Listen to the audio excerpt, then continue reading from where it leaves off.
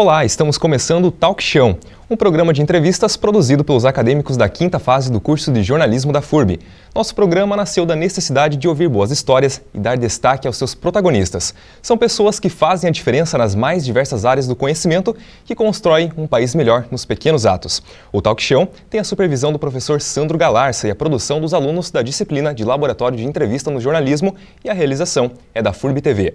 No programa de hoje recebemos Cíntia Canziani, ex-apresentadora de televisão, comunicadora, apresentadora de podcast e atual comentarista de rádio.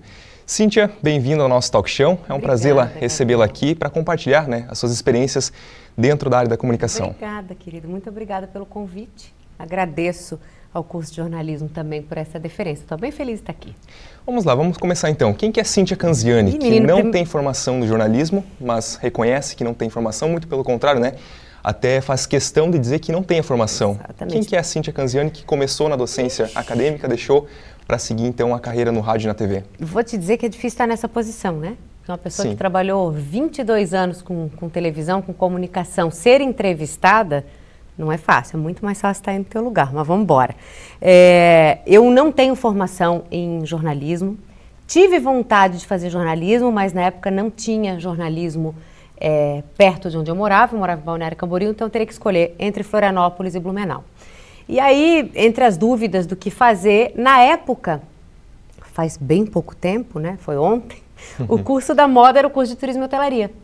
E aí eu falei, cara, vou fazer um curso que está na moda, que eu acho que pode ser legal. E aí fiz toda a minha formação acadêmica em turismo e hotelaria, a graduação, a pós-graduação e o mestrado. E o mestrado com ênfase em hotelaria e humanização hospitalar. Eu levei as questões dos hotéis para dentro do ambiente hospitalar, que começava a ser uma tendência na época que hoje a gente vê que ganha mais força, né?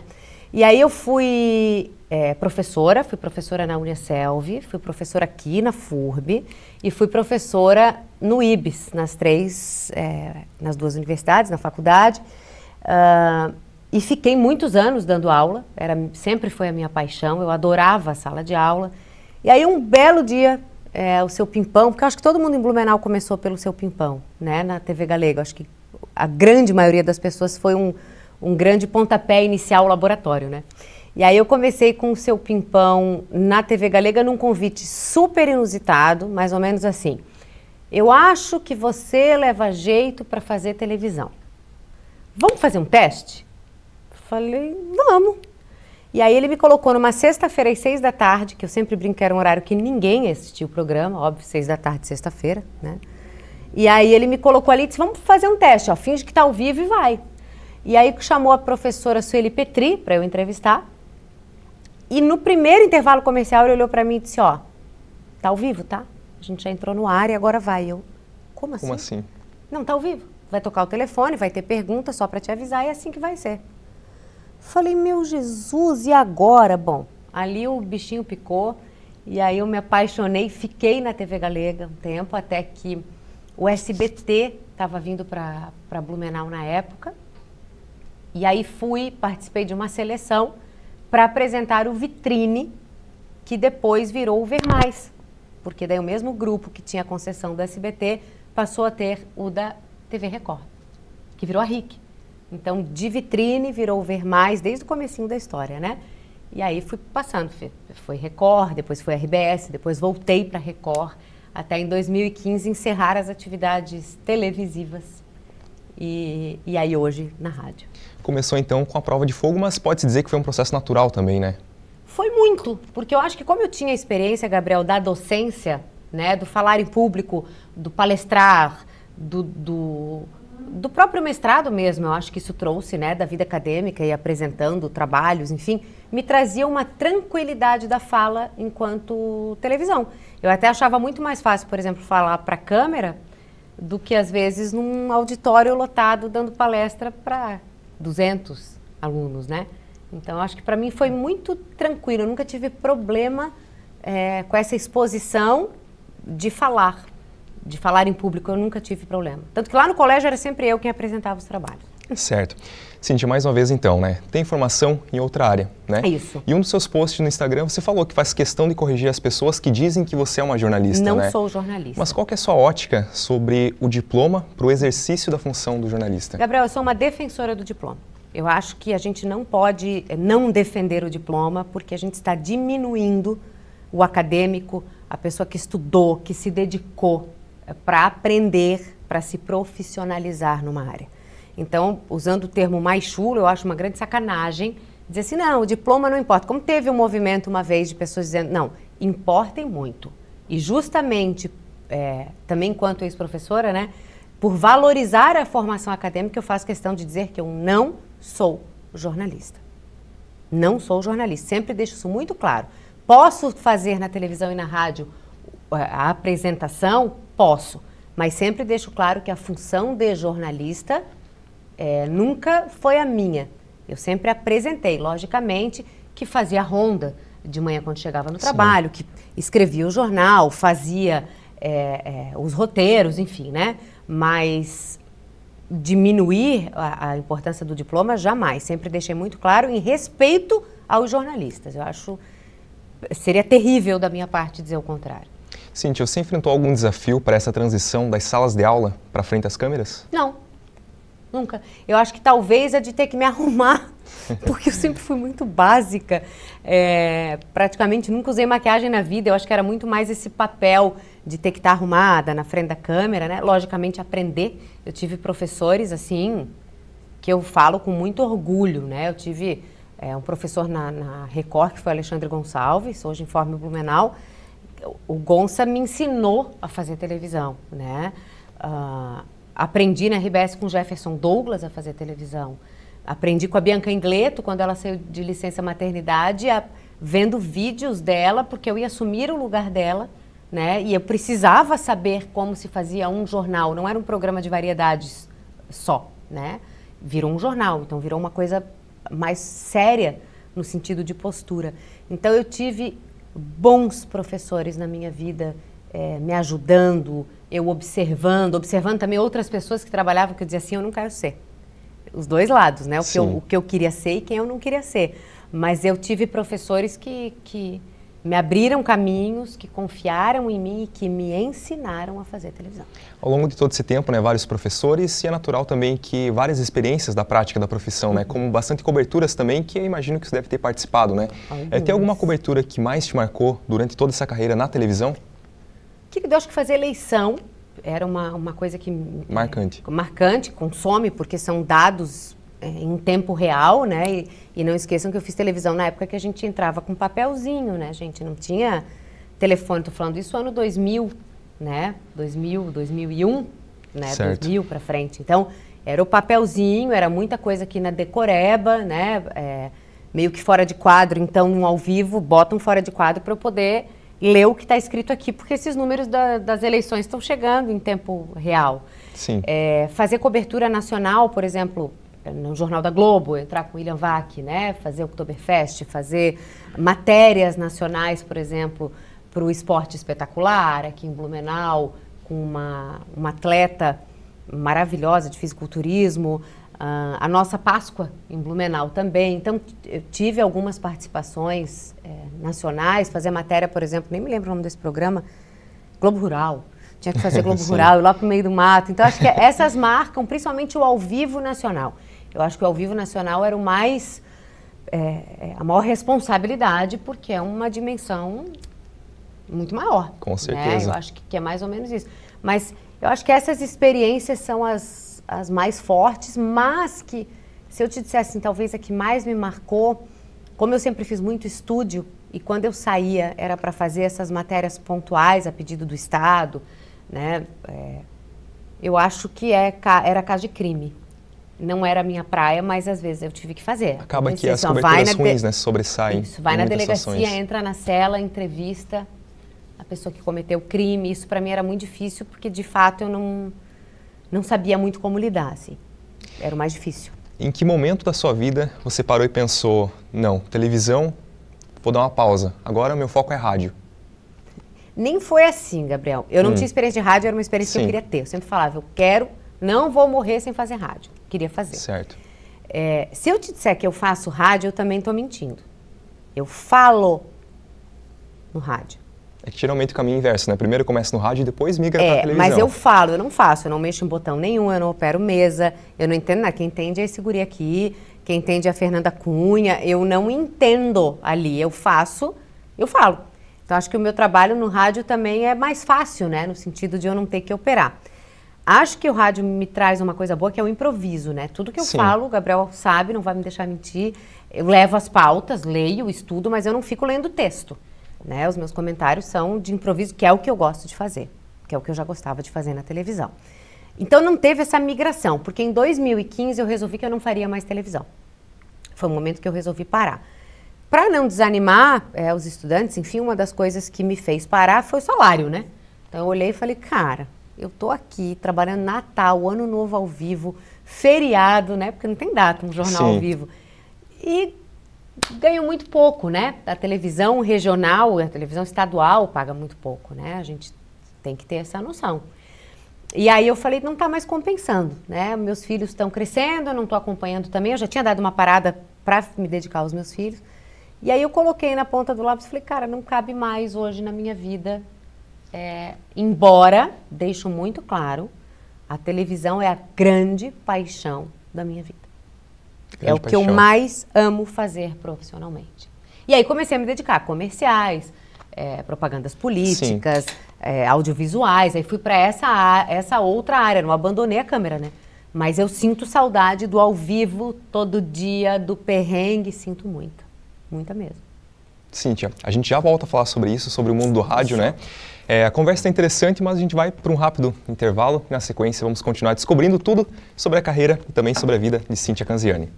Vamos ser sinceros, não é só ter uma infraestrutura incomparável, é poder usar tudo isso para fazer a diferença e somar na vida das pessoas. Porque para formar a próxima geração de líderes, empreendedores e criativos, é preciso somar o estudo de casos reais com pesquisas que mudam o mundo. É saber que tem diferença entre ouvir falar e viver essa experiência. Escolha somar no seu futuro. Inscrições abertas em ingressar.furb.br. FURB, graduação não é tudo igual. Estamos de volta com o Talk Show e hoje com Cíntia Canziani. Cíntia, tem pessoas que te conhecem da TV, do rádio também, né? Ou também tem pessoas que te conheceram através do rádio. Seu quadro Sem Filtro, na Jovem Pan, né? Onde que você traz os assuntos do cotidiano com um olhar mais opinativo. Cíntia, como é que você define os critérios para que o conteúdo que você traz diariamente na Jovem Pan seja de relevância para o teu ouvinte? O conteúdo do Sem Filtro é o mais aleatório possível, assim, é o mais aleatório. Então, normalmente a gente pega questões políticas que estão em alta, né? Sim. Às vezes a gente leva um tema e derruba no meio do caminho, porque a gente está com a TV ligada e lá no Morning Show está passando alguma outra coisa que é relevante ou que às vezes é divertida.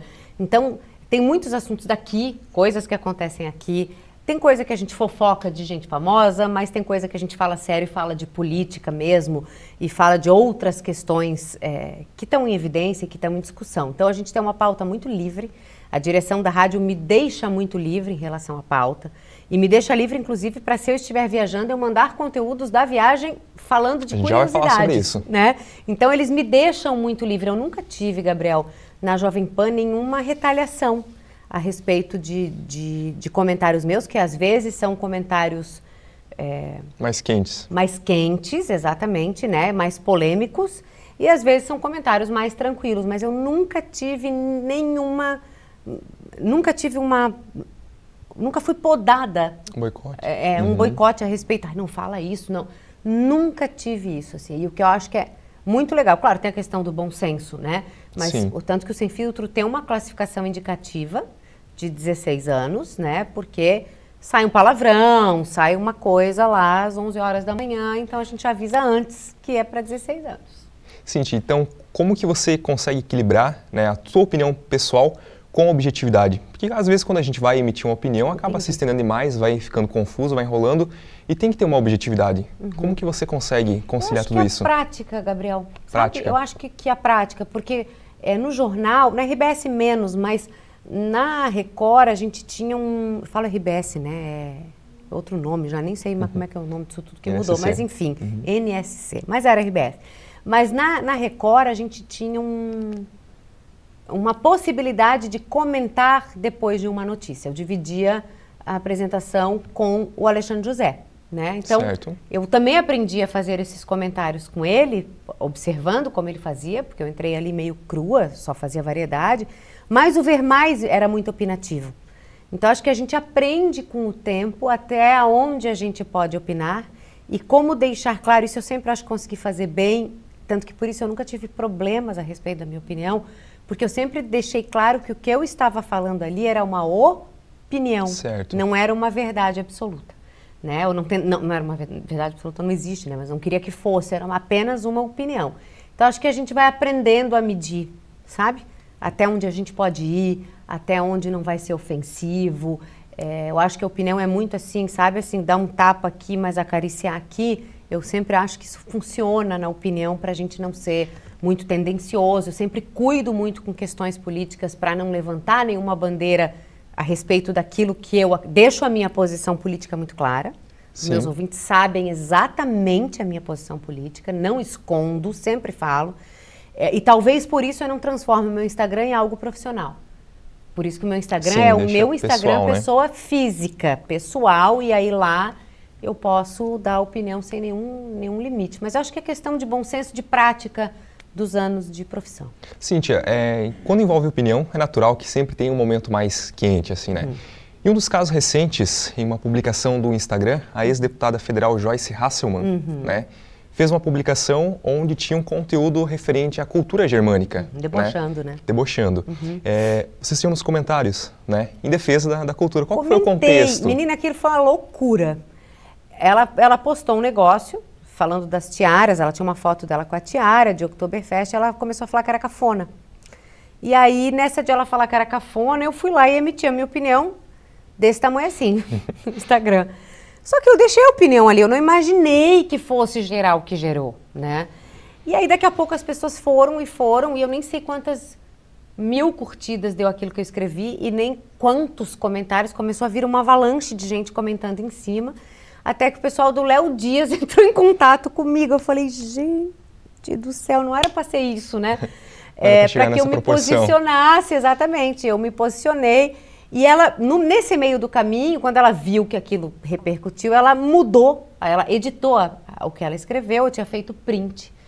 E aí eu postei no meu e falei, tá editado, né? E ninguém é palhaço aqui, tá editado. E aí a coisa mais ainda. Tomou uma proporção maior. Uma proporção muito maior. E eu acho que eu tenho essa característica de dar a opinião também para coisas que eu acho que são pertinentes. Eu odeio aquele cara que vai para a rede social opinar sobre tudo, né? Sim. Mas eu achei que nesse momento tinha que ter um posicionamento porque eu achei que ofendeu mesmo, né? Ela falava que nós éramos uns colonos do mato, alguma coisa nesse sentido também, nem lembro. E também não levei muito à frente, porque eu não queria dar palco para ela, enfim.